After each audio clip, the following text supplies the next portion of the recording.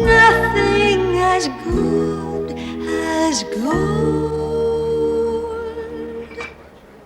From deep in the earth it comes, and deep in the earth it is stored, protected and cherished like a god, a universal measure of value and medium of exchange.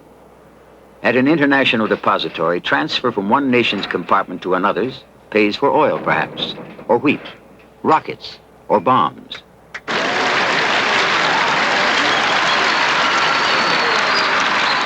With it, we anoint our heroes. Gold is supreme, a symbol of achievement, a synonym for success. Hi, Ronnie. Huh? Well, I got a mantle at home. Gold, noble gold, voluptuous gold, fashioned into exquisite works of art to please the eye and feed the vanity of potentates, emperors, and kings.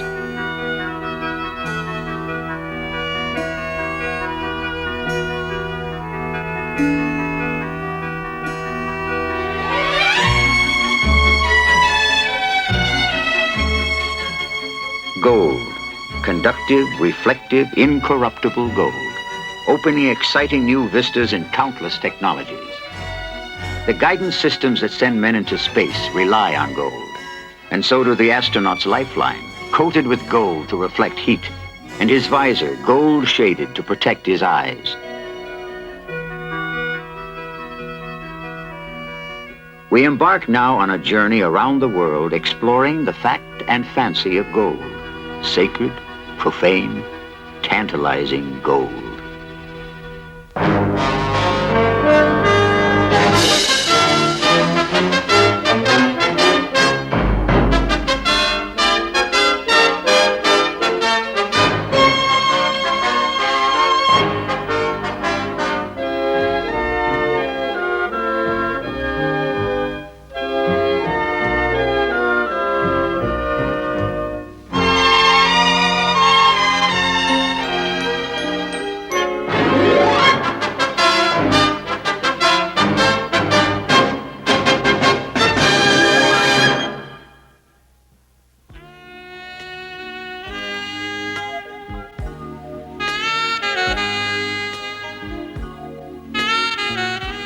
To many Americans, the word gold immediately brings to mind Fort Knox. The granite fortress near Louisville, Kentucky is one of the most heavily guarded places on earth. Rarely has the inside been photographed, and then only under severe restrictions. The main vault door, weighing more than 20 tons, is but the first of a series of interlocking security measures guarding the U.S. government's biggest hoard of gold. Here, we Americans long believed, rests the stuff that made the dollar as good as gold. Once upon a time, the dollar was as good as gold. The United States and most other countries minted gold coins. Paper money was a promise to pay in gold. But today, the dollar and most other world currencies are supported not by gold, but by credit.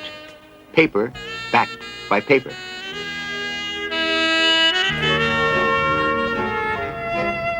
The experience of Germany in the early 1920s is the classic horror story told by those who urge a return to the gold standard as the best way to stop inflation and stabilize economies. As prices rose, the government printed more and more currency, and prices soared again. Eventually, the German mark literally was not worth the paper it was printed on. Bundles of paper money were needed to buy a loaf of bread, and a postage stamp cost millions.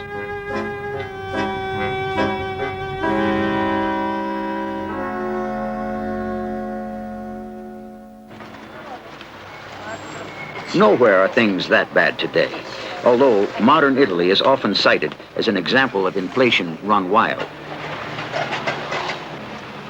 Once a single lira had value. You could buy something with it. Until the Second World War, 1 lira was worth about a nickel. In 1978, just over 1/10 of 1 cent. In Italy today, virtually everything is priced in hundreds, even thousands.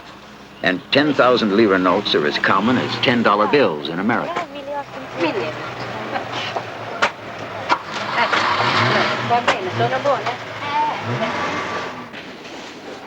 Ich möchte gerne eine Goldware, bitte. Ja. 10 Gramm schwer. 10 Gramm. Ja.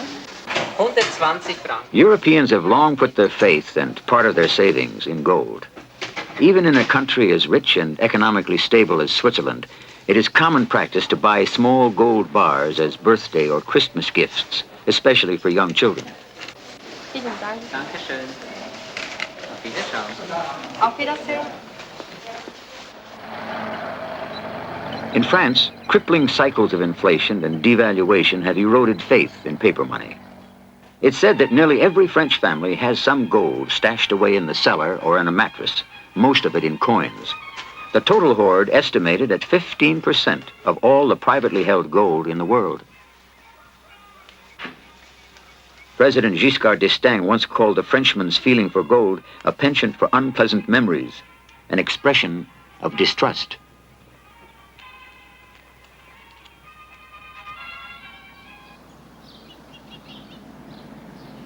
In the United States, gold hoarders are relatively few, but the number is growing.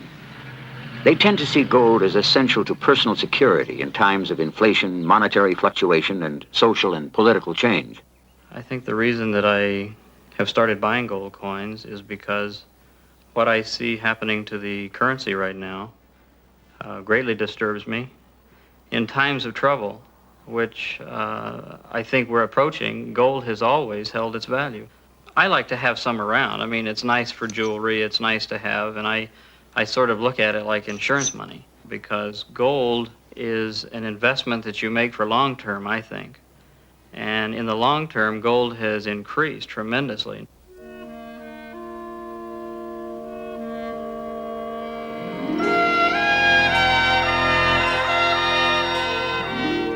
From deep within the sun, the gods took gold and gave it to man. That was the belief of ancient man who worked gold probably before any other metal. Since the dawn of history, civilizations rose, flourished, and died, leaving behind classics of the goldsmith's art.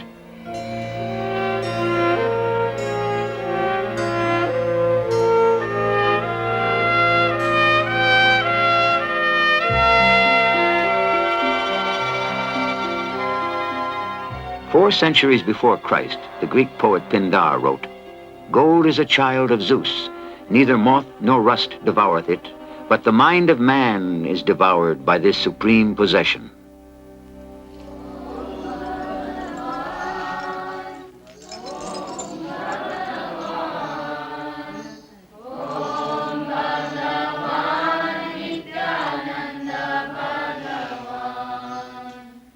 So powerful is gold's grip on man's emotions that it has been an object as well as an instrument of religion. Down through the ages and all over the world, gold has been an essential part of the ritual with which man worships his idols and gods.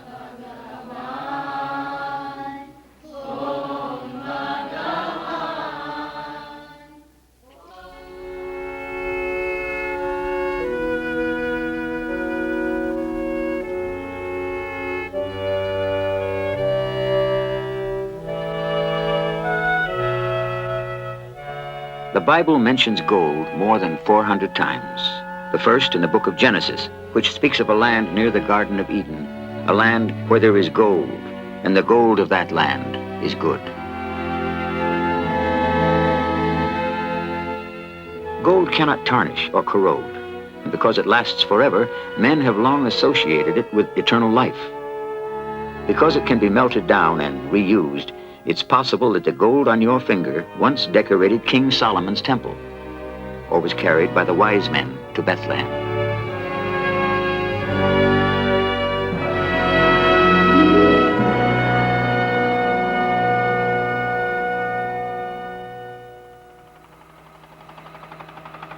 Johannesburg, South Africa. Huge mounds 200 feet high attest to a city built on gold. They're composed entirely of waste rock from worn-out gold mines. South Africa currently produces about half of the world's gold, and in the heart of Johannesburg, a heroic statue honors the men who wrest it from the earth.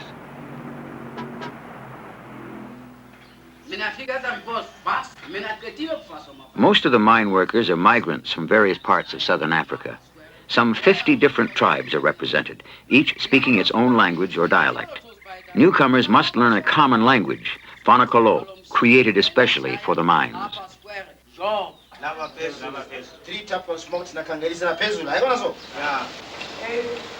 Mainly illiterate peasants, the men must learn even the most basic tools and industrial techniques. Only recently have black workers been given some opportunity to learn advanced skills and to handle machinery.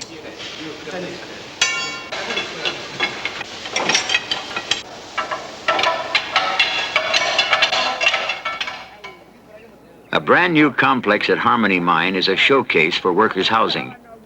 Mining companies provide lodging, food, and medical care as part of the workers' contract. At one time, most migrants signed on and were away from home for 2 years. Now it may be as short as 6 months. 52-year-old Malaya Lea Motene has put in a total of 10 years since 1945. He leaves home, where he owns a plot of land and some cattle, to earn money to send his 3 children to school. He has had no education.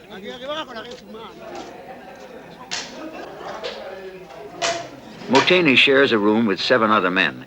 Every 2 rooms share a small sitting area. Among South Africa's blacks, mine workers are relatively well paid. Motene gets close to $5 a day, plus a drilling bonus of about $46 a month. The men work 8 hours a day, with 3 days off every 2 weeks.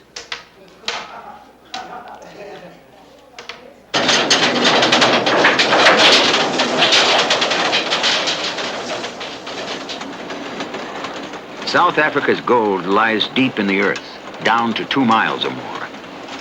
In such dangerous environments, safety precautions are rigid, and the death rate is relatively low compared with deep mines in other countries.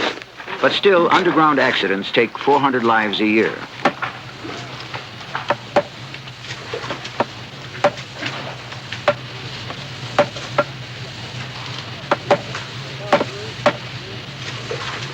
Whites in the mines are career men, skilled workers, technicians, engineers, 1 for about every 9 blacks. The white miners have a strong union and make about 7 times the pay of blacks. They may live with their families in comfortable houses subsidized by the companies.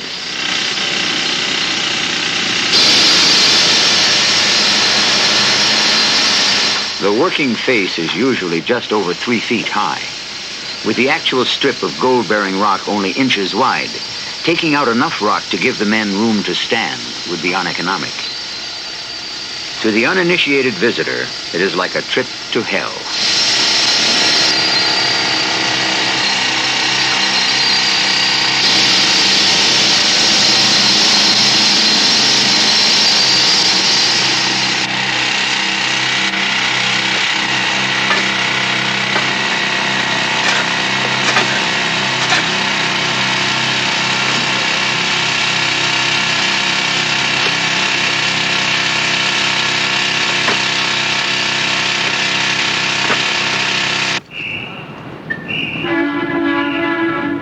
South Africa's mines are the biggest in the world.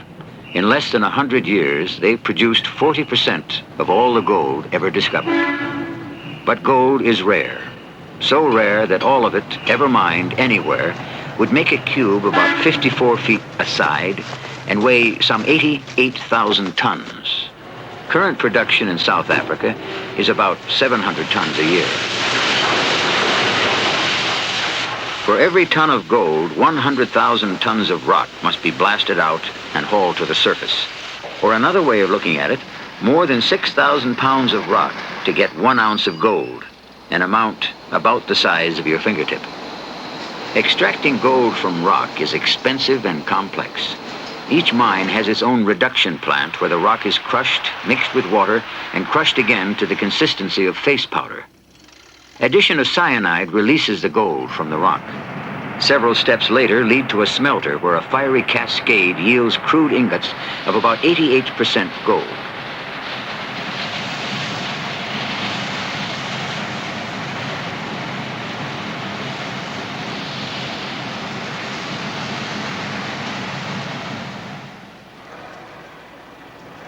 Utmost secrecy cloaks all shipments of gold. Security measures are never divulged. We know that gold from all the mines arrives by armored truck at the Rand refinery outside Johannesburg at irregular times. So strict are security measures that a major theft has never been reported. Repeated weighing and checking enable the refinery to account for every bit of gold at any given time during the 4-day process required to remove silver and other metals from the crude ingots.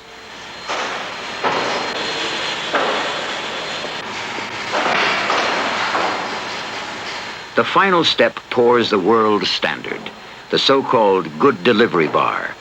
400 troy ounces, or 12.5 kilograms, or 27.5 pounds of gold. At least 99.6% pure.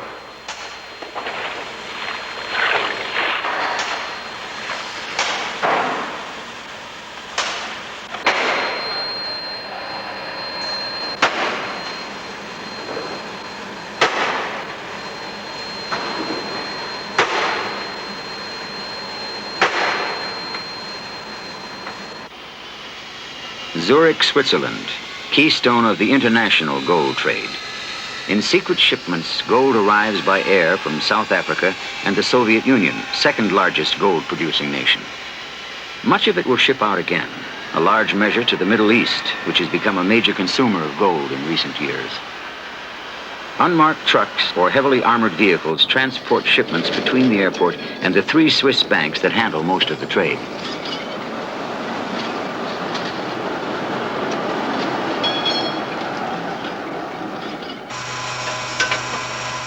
Deep beneath street level, our camera team pledged not to reveal how deep, a shipment arrives at one of the major banks, this one from the Soviet Union.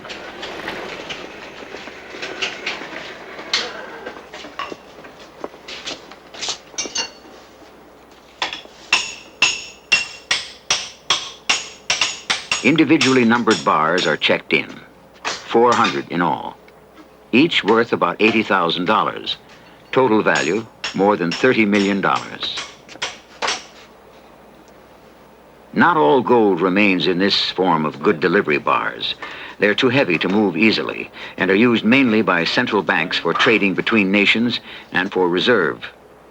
Before it is actually put to use, much of the gold will be melted down and recast into a variety of smaller-sized bars, more convenient to transport and trade.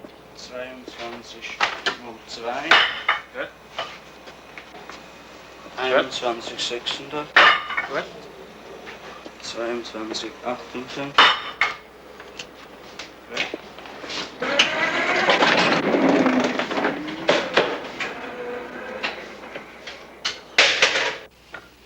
Some gold leaves Switzerland in surprisingly prosaic ways. In an ordinary briefcase, for example. All one has to do is arrange for the purchase at a bank, pay cash, and pick it up. It's all completely legal in Switzerland. That the gold may be headed for some place where it is illegal is of no concern to the Swiss. Business is business, and Swiss bankers are noted for their discretion.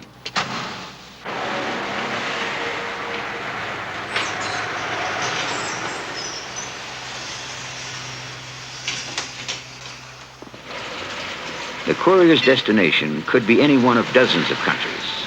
His mission, to evade laws restricting or taxing the importation of gold. Or he might be serving completely legitimate ends, avoidance of high air freight and insurance rates. Couriers are often considered cheaper and more secure than other means. Please proceed to gate B22.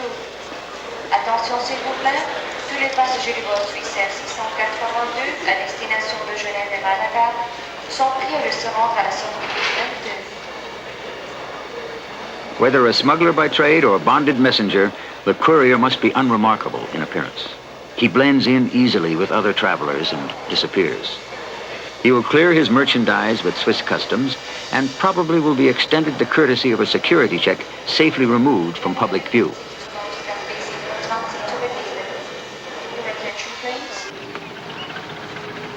Another starting point in international gold smuggling is on the Persian Gulf at Dubai, made busy and rich by gold and the Middle East oil boom.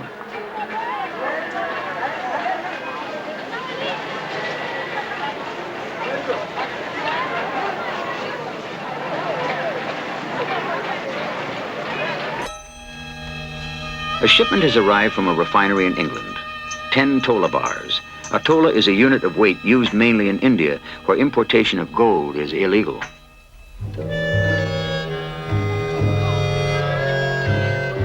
Through the back streets and narrow alleyways of Dubai, connections are made, money and goods exchanged, and plans put into effect. Everything that goes on is legal and proper business in Dubai, but the result will be violation of another country's laws.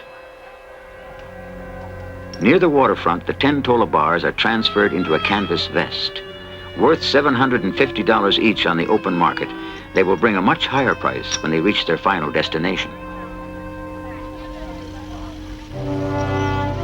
For centuries, from Dubai's harbor, Arab dhows have sailed across the Arabian Sea to India. In the hustle of a wide-open port, it is easy for a vest full of gold to come aboard in a sailor's duffel.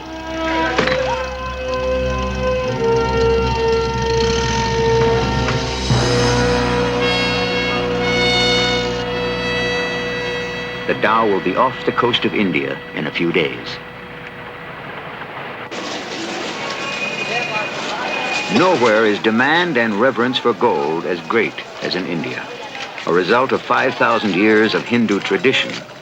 Despite the nation's poverty, an estimated $32 billion worth of gold is in private hands, most of it jewelry.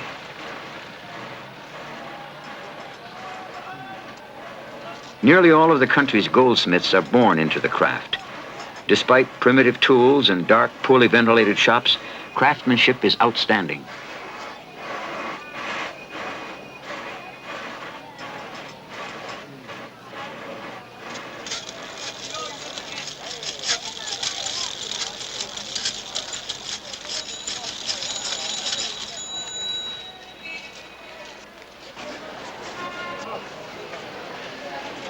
With importation of gold illegal, the official pretense is that almost all the jewelry manufactured in India is made with gold that has been remelted.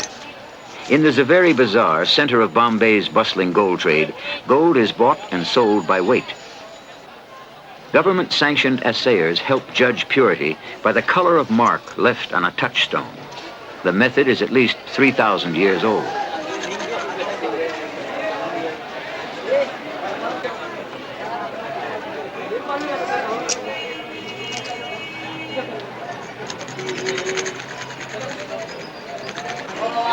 To Indians, gold is more than mere ornamentation.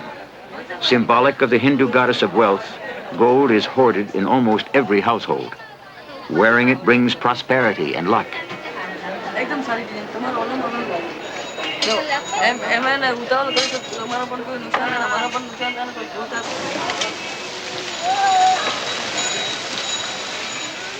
No matter how poor they may be, almost all Indian women own some gold. It's called widow's insurance because a woman may not inherit her husband's property.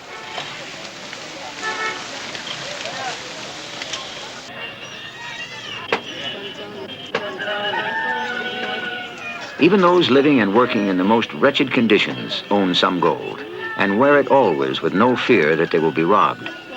It is one of India's many paradoxes that women are so respected that robbers will not molest them. India's governments have tried for years to crack down on gold and eliminate hoarding, even taking the position that buying gold is treason.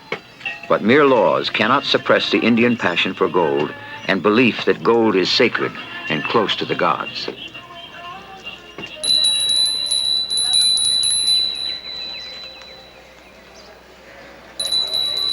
At a Hindu wedding, the dressing of the bride is a ritual steeped in tradition, economics, and superstition. To give the bride some protection in the event of her husband's death, she receives a dowry of gold jewelry. Her family may have been buying her gold trinkets since she was born in preparation for this day. And at her wedding, she will wear all the gold she owns. For tradition holds that the wealth a woman wears on her wedding day is her property and hers alone through life. It cannot be confiscated and will be her hedge against hard times. And another value, in some eyes the greatest, gold promotes fertility.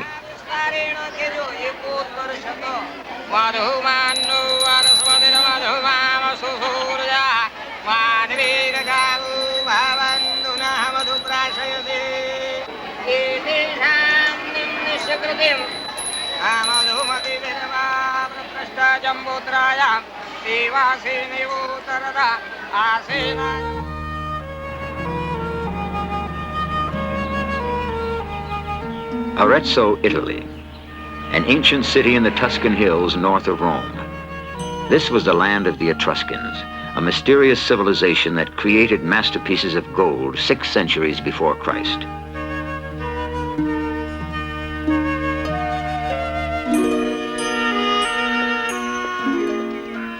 In Arezzo today, the people are proud of their Etruscan heritage, and many homes contain workshops producing gold jewelry by tedious handwork.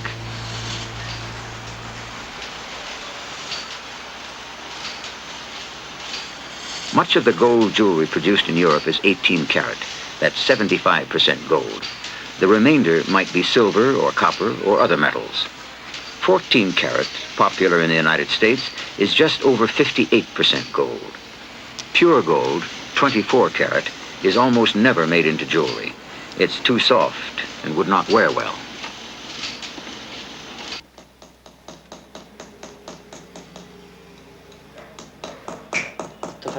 Among the most respected men in Arezzo is Carlo Badi, sculptor, designer, and teacher, whose work has been shown at international exhibitions. He's been a professional artist since he was 18.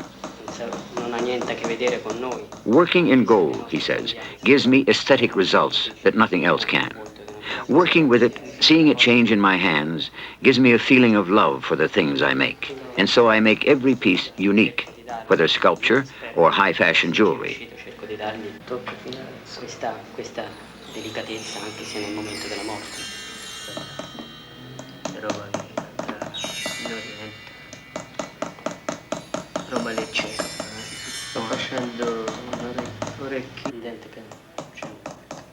Badi's pupil, 21-year-old Dini Stefano, uses the word passion to describe how he feels about goldsmithing.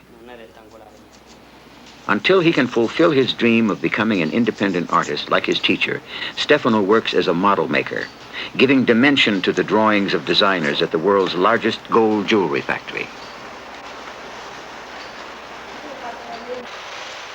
Located on the outskirts of Arezzo, the Gori and Zucchi factory is the largest single consumer of gold in all the world. Some 60 tons a year, more than the entire jewelry industries of Britain, France, and Switzerland combined.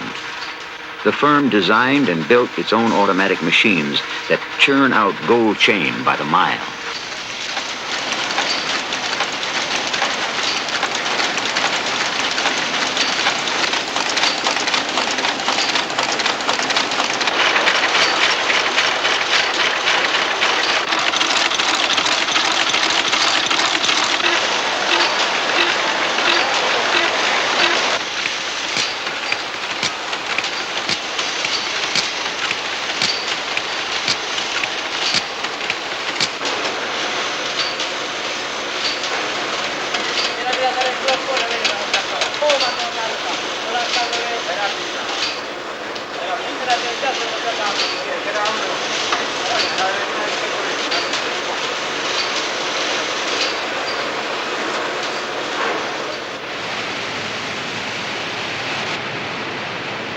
Looking like a sorcerer's magic brew, a process developed by Hanovia Liquid Gold in New Jersey enables gold to be used in minute amounts in electronics and in various forms of packaging. For only a few pennies per unit, liquid gold, a solution of gold chloride and oil, decorates cosmetic bottles and other disposable containers. Most of us, without knowing it, have bought and thrown away real gold.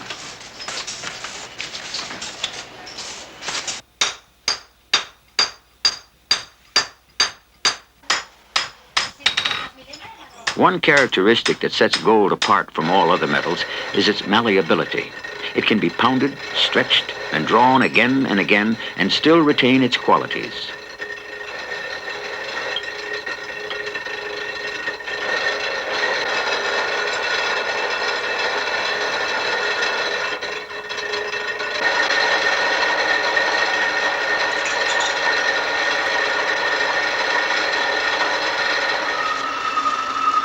In the making of gold leaf, a 14.5-ounce bar is transformed into a shimmering ribbon over 100 feet long. But that's merely the beginning of an ancient process still employed at a factory near Paris. Cut into small squares and packed between layers of sheepskin, the gold is pounded by hand for 5 hours. The hammers weigh nearly 8 pounds.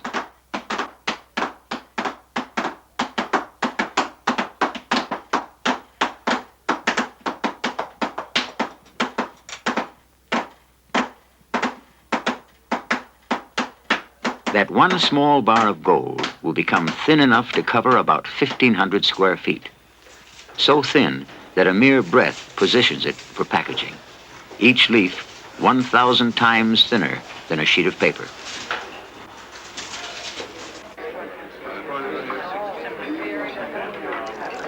Perhaps the most unusual use of gold leaf has been created at a restaurant, Au Petit Montmorency in Paris. A chocolate and meringue cake covered with 24-karat gold, served with pistachio ice cream and a thick brandy sauce, for 30 francs a portion, about $7. The gold adds nothing to taste or nutrition, but it's harmless, looks nice, and has no calories.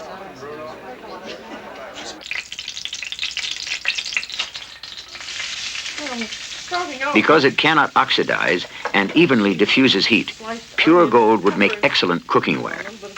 Engelhard Industries made a solid gold frying pan to be tested in her Massachusetts home by television's French chef, Julia Child. Worth about $18,000, the 6-pound pan was returned to Engelhard for resmelting immediately after filming. It's a two-hander. I'm making a supreme de volaille poil d'or en piperade, or chicken breast sautéed in a golden pan with a pepper sauce, a green pepper sauce. I think this pan cooks very nicely. It's awfully heavy though. I'm trying to lift it with one hand, but it cooks well. They cook very, very quickly. I'm now going to put the piperade back on and put in just a little bit of dry white strips removed.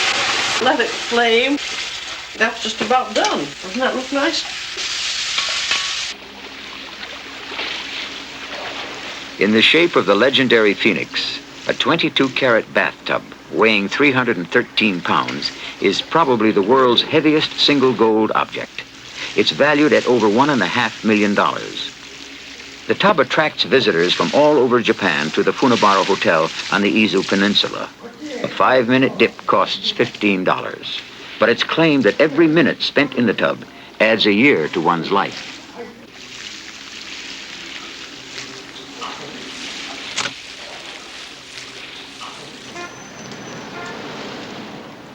Along New York's Fifth Avenue and other posh boulevards around the world, shops with famous names set the pace for the jewelry business, which consumes 2/3 of current gold production. In the world of high fashion, there's little call for mass-produced items. Both Cartier and Tiffany feature exclusive designs created in their own workshops. They exude an aura of luxury, appealing to those whose wealth matches a need for self-adornment. You can try it on. It's very nice. Yeah.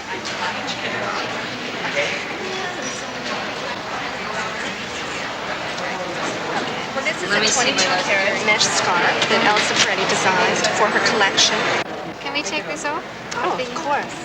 It's beautiful. This is the biggest selling point. It's the handling of the piece. It's just shimmering and lovely. Really super. It almost feels like a fabric, doesn't it? How much does it cost? This is $2,500. Gold, gold, nothing like gold, nothing as good as gold, nothing as good as gold. By centuries-old tradition, London has been the center of international gold trade. More gold may now pass through rival Zurich, but there remains about London an unmistakably British aura that seems to say, we were here first. Twice daily, representatives of the 5 banking concerns that comprise the London gold market conduct a ritual affecting investors, speculators, and governments around the world. By direct line to their company's trading rooms, they try to fix a price by matching up orders to buy or sell. Matty wants 30. Matty wants 30. New electronic developments make possible direct and instantaneous communication with customers and traders around the world. If more gold is offered for sale than buyers want, the price goes down. The reverse, and the price goes up.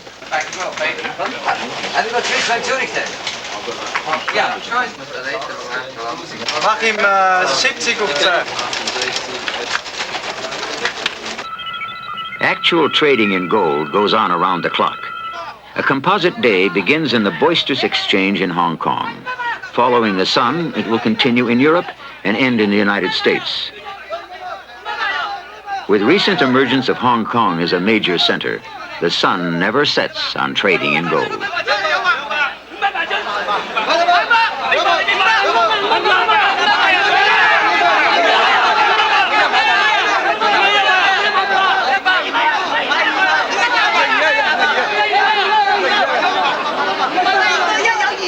Rothschild's 155. Rothschild's 155. Montague's offer 120. Montague offer 120. The market therefore goes...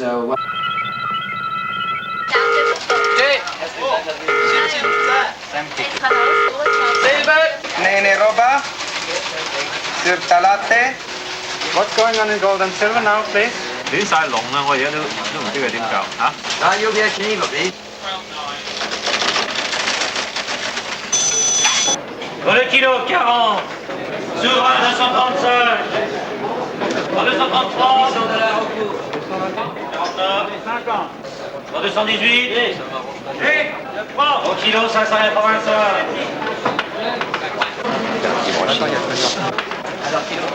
Kilo 590. On a 10, faites de la 10. De la 10, 10. Parce que même l'UL, ils sont venus à 220,80 après le...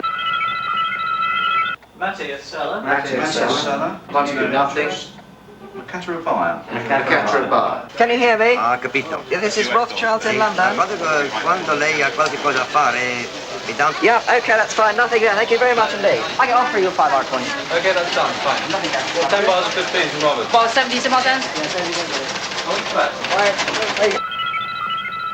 Sharps offer 25. Sharps offer 25. Matty wants 30. Matty wants 30. We try 160, 80. 160, 80.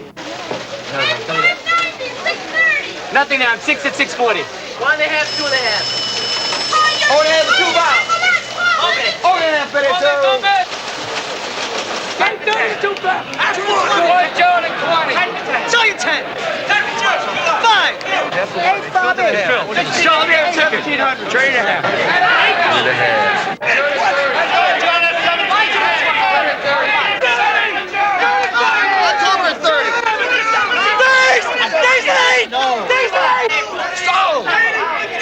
We are in balance. We fixed at 160.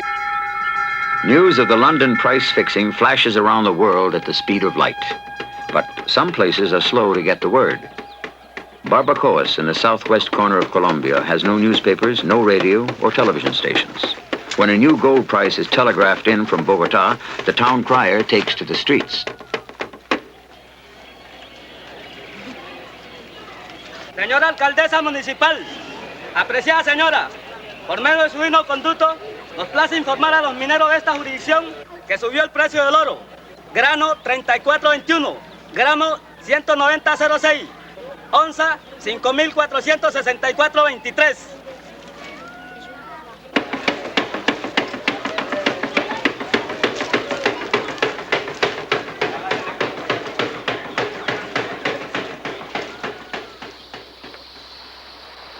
Barbacoas is situated on the Telembi River, where once commercial gold operations thrived. Now the dredges are gone. There's not sufficient gold left to make it a paying proposition for the big companies, but enough remains to be important to the poor people of the region. Families that barely manage to eke out a living by farming try to improve their lot through gold. With the riverbanks all played out, they must trudge through dense jungle in search of places where gold might be found.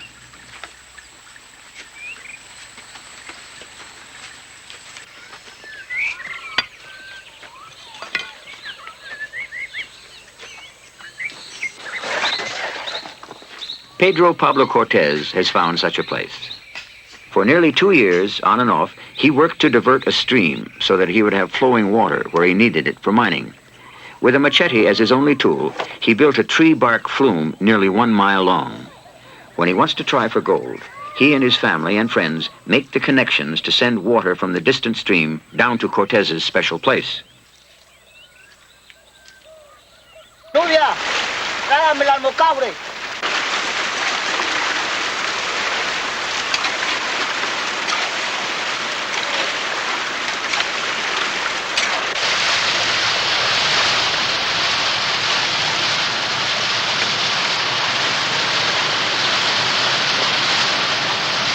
This is not a communal effort.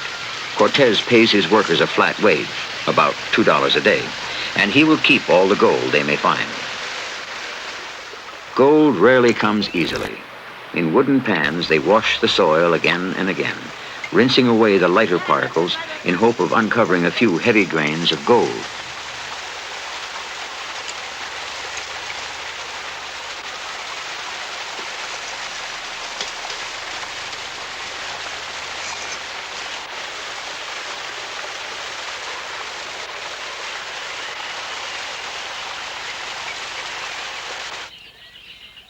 Cortez lives in primitive isolation, a day's journey by canoe from Barbacoas. In his jungle clearing, he sold the gold found this day to a foreign visitor. Later, the buyer weighed the gold and checked the price. Cortez had charged within pennies of that day's price as fixed in London.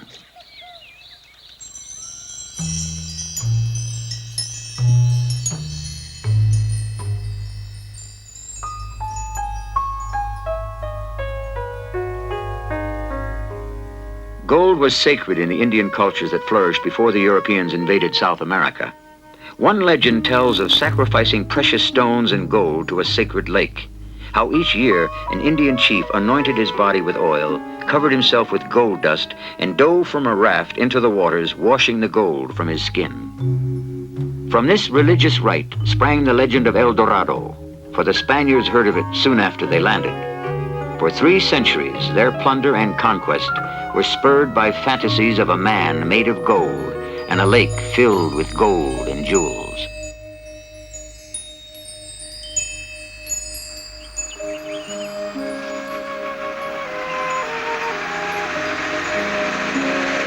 Today, in remote mountain regions of Colombia, Guillermo Cano seeks to unearth and preserve golden treasures of ancient Indian civilizations. As a boy, Cano saw his father and grandfather search for gold and other valuables that Indians buried with their dead, perhaps 1,000 years ago.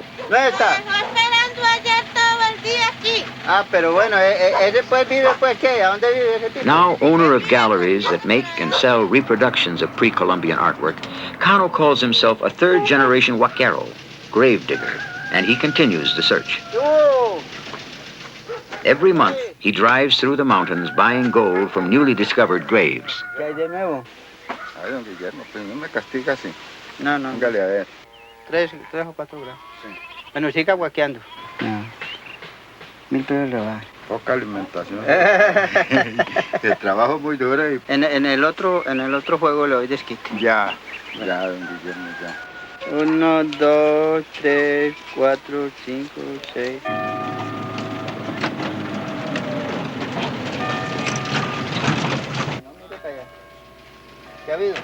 Many Huaqueros remember Cano's father, and their dealings reflect mutual warmth and respect.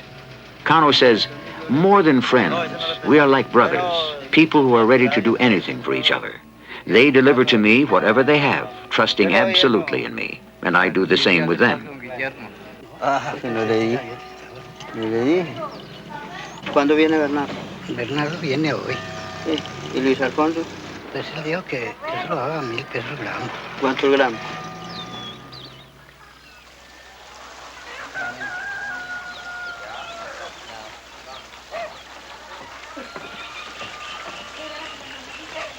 Most Huacaros are farmers seeking extra income, to buy a car perhaps, or send a child to school. Only a few have ever found enough treasure to become wealthy. Although digging up Indian graves is illegal, the law is almost never enforced, to the despair of archaeologists. In fact, the government licenses a labor union for Huacaros.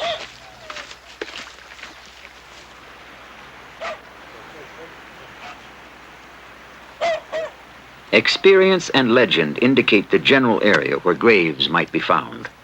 Actual location is pinpointed by taking soil samples.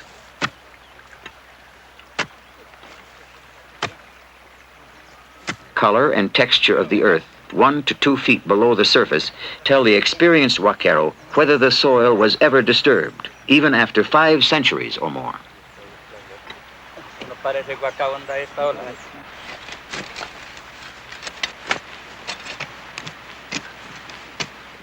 Although he never knows how far he'll have to dig, or what he might find, if anything, the Huacaro, according to Guillermo Cano, is spiritually very happy. He lives by hope. He's always searching for something new. He's a man of discovery, always seeking an unknown reality, which might be very beautiful, very valuable.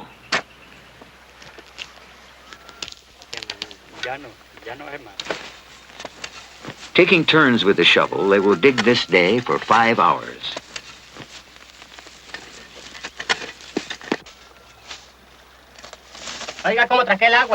Some 15 feet down, they encounter the main burial chamber, nearly filled with water.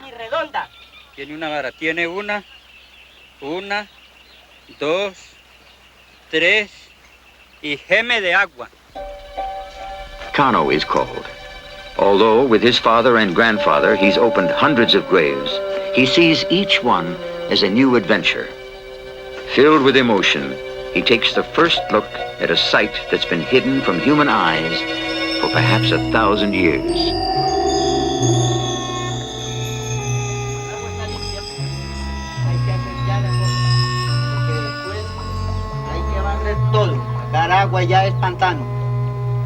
Cano says, you're always keyed up when you're opening a waka.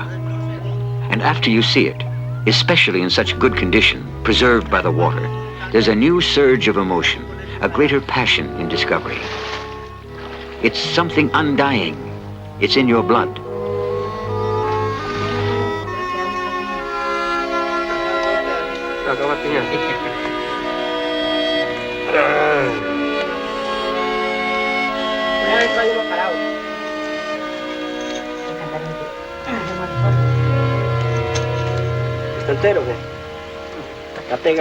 Many Huacaros take a more practical view of their trade.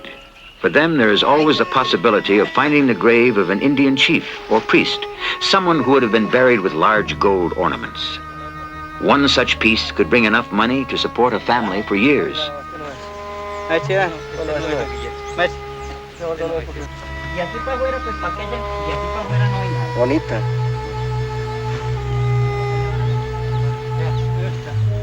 This is a frustrating day for Cano and the others. Along with a few clay pots, only 2 small pieces of gold will be found because water keeps pouring into the burial chamber. Sad and reluctant, they will fill in the hole and call it a day.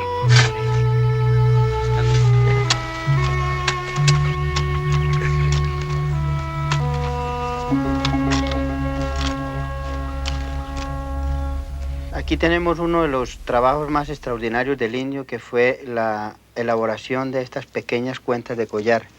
Es increíble. To Guillermo Cano, the greatest challenge is trying to learn how the Indians worked their magic with gold.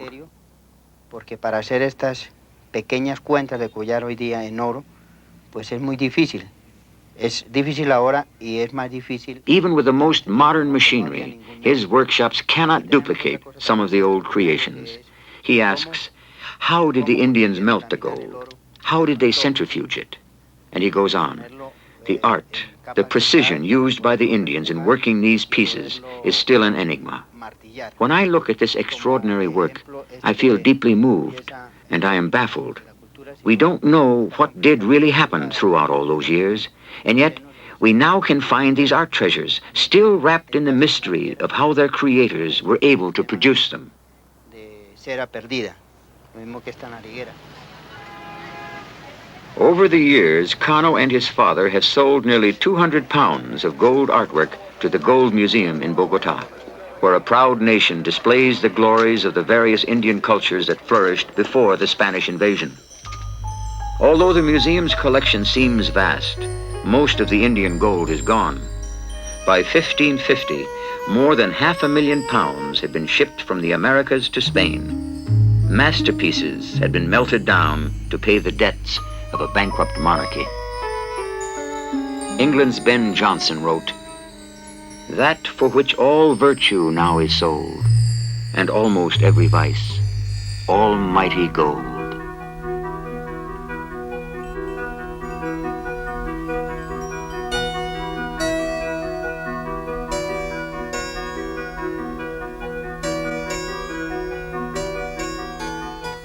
Gold, noble gold, royal gold, fashioned to please the eye and feed the vanity of emperors and kings.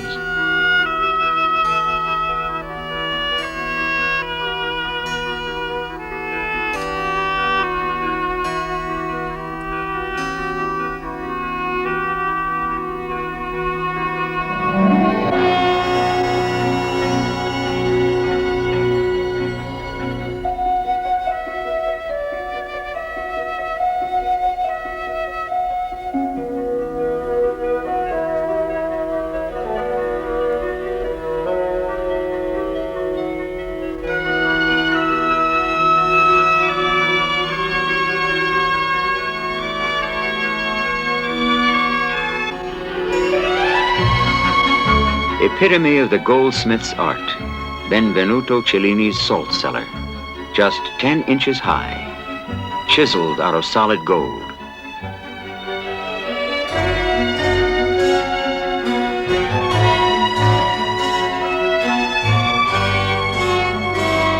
Gold, symbol of power, of divinity, of immortality. Gold, debasing gold, root of greed, lust, corruption. The duality compounds the mystique, and man's fascination remains, like gold itself, eternal.